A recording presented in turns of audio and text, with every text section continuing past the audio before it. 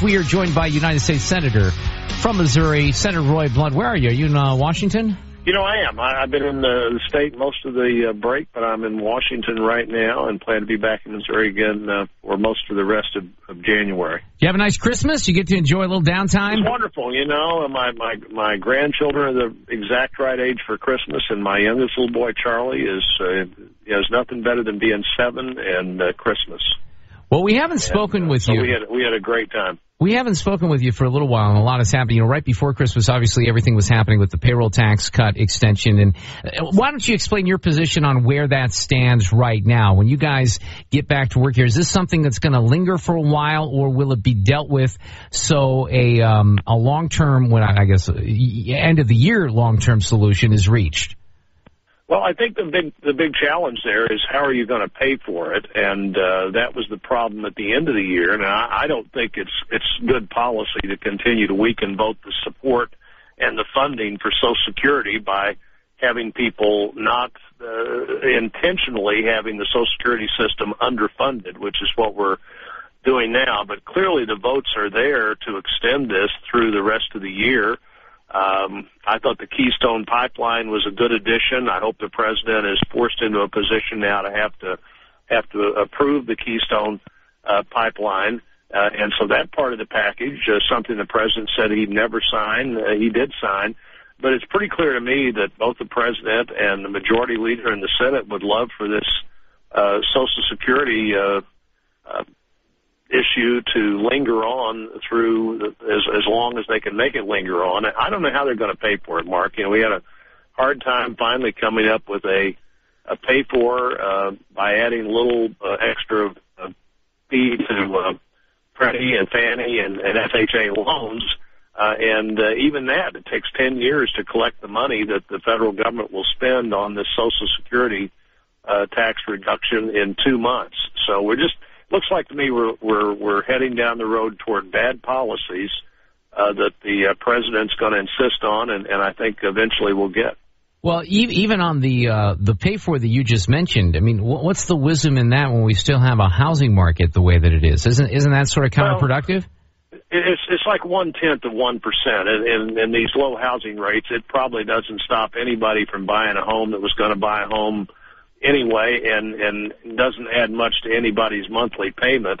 But I think the bigger thing we should be concerned about is that it's going to take 10 years to collect the money we would spend in 60 days, and that can't be good policy. It can't be a good way to run the government. This whole idea that the payroll tax, which we used to call the Social Security contribution, is somehow the way that you help the middle class by weakening Social Security system, that just doesn't make sense to me. And I agree with you. Then why not take the stance, and perhaps you will, that Senator Kirk took and vote against it? Well, I very well might. I voted against all the options until we got to that 60-day package that included the Keystone Pipeline, and I think anything we can do to move toward more American energy, we've got to lean forward on as much as we can. More American energy, 20,000 new non-taxpayer-funded jobs immediately in an environment where we know the shortest way to more American jobs is more American energy. And one of the ways to do that is to get American workers at work building that Keystone Pipeline that brings Canadian oil down to our refineries. And if we don't buy it, somebody else will. We can, between us and Canada, Mark, something I wouldn't have said 10 years ago, I think we could be pretty much energy independent and certainly energy self-sufficient in a very brief period of time. Wouldn't it also behoove the American people to act quickly on this, because there are some other things that were not taken care of that needed to be dealt with, some tax issues, for example, dealing with the alternative minimum tax and other things. So, you got people that are going to get their tax forms soon. They want to get to the accountant if they have a refund coming. They want to get that money, but some of those tax issues haven't been settled, right? I think you're exactly right that the best thing to do is to get this settled one way or another and move on. And the votes are clearly there, even in the Republican House of Representatives, to extend this holiday from the full Social Security contribution for a year. We ought to get that done. My guess is that the White House sort of likes this issue and isn't all that eager to give it up. And finding out how they come up with enough money to pay for this $150 billion that we would borrow from somebody else to pay into the Social Security fund is the real hang-up. You know, you could say, well, why would you make a 60-day solution? At the end of the year, 60 days were the only thing that Democrats in the Senate would agree to as an amount of money that they would be willing to pay for. And, you know, we ought to be looking at cutting spending rather than raising fees or raising revenue. And we ought to be moving on to more important things. The federal government has become totally the captive, apparently, of this big election discussion. And you and I have talked about this before. I think the discussion is really important. It's going to have a big impact on who we are for a long time. But the victim of that is the federal government just doing the work that you would expect the federal government to do. Senator Roy Blunt is with me this afternoon. First conversation that we've had of the year, and it's always great to have him on. Let's talk about the appointment of Richard Cordray to this new big government bureaucracy, the Consumer Financial Protection Bureau, the CFPB. First and foremost, I don't think we need another big bureaucracy. I'm pretty sure that you might agree with that. But the way that the president appointed Richard Cordray, and some of this is a little inside baseball. I think some people have paid attention to this. Unconstitutional or not? Well, I think definitely unconstitutional, and if the president is right in his argument, he could appoint people without having Senate confirmation every weekend of the year, unless we were there in full session every Saturday, every Sunday. He could use those for recess appointments. This is a place where the Constitution is specific as it tries to continue to divide power between the executive and legislative branch. And the only control the legislative branch has over the people that run these agencies is the ability to confirm who they are. And not only is it unconstitutional, this agency generally is a bad agency where one person and one person alone can make all kinds of rules. I'd be supportive of changes that if you're going to have this agency, where you'd have some kind a broader group, a rulemaking group, where they have to have more input and more determiners than Richard Cordray or anybody else. This is too much power to give one individual. But more importantly, the Constitution matters, and the president is acting like it doesn't matter if it's inconvenient.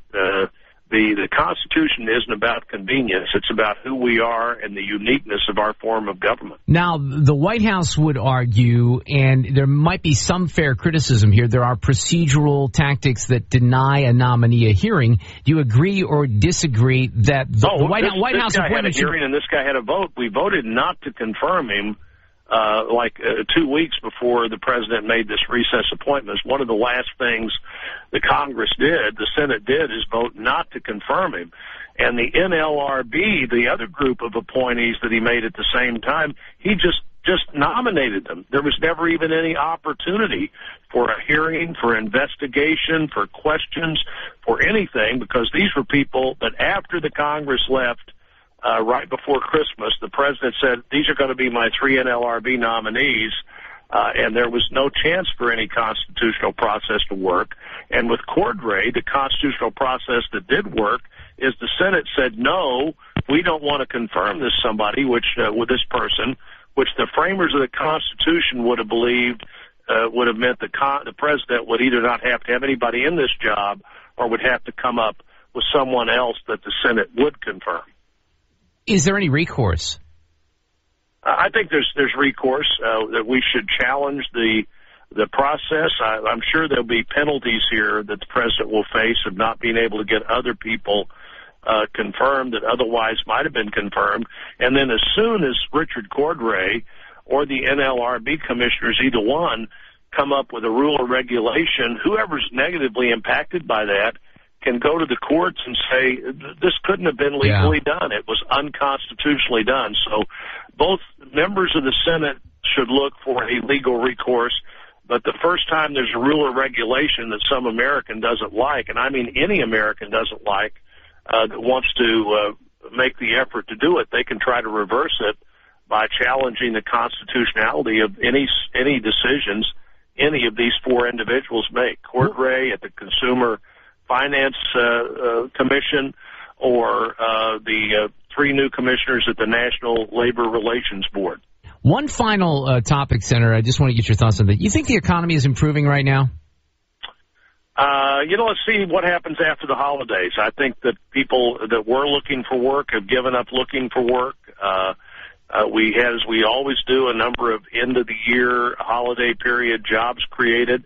I hope they last, and we'll know pretty soon. The problem of touting a minor decline in the unemployment numbers is a huge step in the right direction. It's what happens if by February that number has gone back up. So we'll wait and see. I hope there's some optimism there, and I think people can look toward the end of this year and think one way or another there's going to be more certainty in America. Either we're going to be an America that's defined by Barack Obama and his view of the future, or of whoever becomes the president after him, if he's not the president in 2013. Senator, great to have you on as always. We'll talk again soon. Hey, buddy, good to talk to you. I'll see you soon.